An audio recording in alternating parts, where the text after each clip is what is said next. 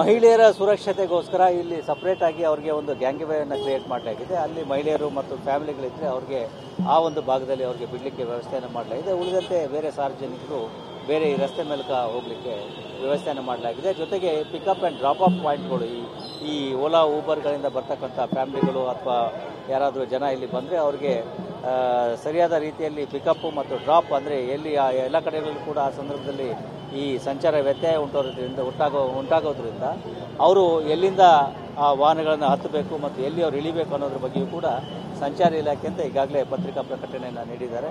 ಜೊತೆಗೆ ಈಗ ವಿಶೇಷವಾಗಿ ನಾವು ಈ ಟೋಯಿಂಗ್ ವೆಹಿಕಲ್ಗಳ ಉಪಯೋಗನ ಬಿಟ್ಟಿದ್ರು ಕೂಡ ಈಗ ತಾತ್ಕಾಲಿಕವಾಗಿ ನಾವು ನಾಳೆ ಈ ಟೋಯಿಂಗ್ ವೆಹಿಕಲ್ಗಳನ್ನು ಹೈರ್ ಮಾಡ್ತಾ ಇದ್ವಿ. ಎಲ್ಲಾದರೂ ವಾಹನಗಳನ್ನು ನಿಲ್ಲಿಸಿ ಅವು ರಸ್ತೆಯಲ್ಲಿ ಅನಾನುಕೂಲತೆಯನ್ನು ಉಂಟು ಮಾಡಿದ್ರೆ ಅಂತಹ ವಾಹನಗಳನ್ನು ನಾವು ಟೋಯಿಂಗ್ ಮಾಡಿ ತೆಗೆದುಕೊಂಡು ಹೋಗ್ತೇವೆ. ಸರ್, ಮಿಡ್ ನೈಟ್ ಅಲ್ಲಿ ಕುಡಿದು ಈ ವೀಲಿಂಗ್ ಮಾಡೋರ ಸಂಖ್ಯೆ ಜಾಸ್ತಿ ಆಗ್ತದೆ.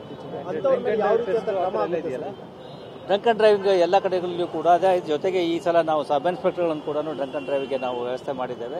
ಜೊತೆಗೆ ನಗರದ ನಾನಾ ಭಾಗಗಳಲ್ಲಿ ಈ ಪೊಲೀಸ್ ಚೆಕ್ ಪೋಸ್ಟ್ಗಳನ್ನು ಹಾಕಲಾಗಿದೆ law and order ಡಿಪಾರ್ಟ್ಮೆಂಟ್ನಿಂದ.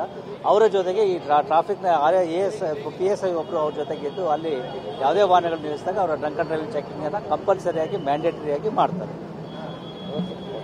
Thank you sir.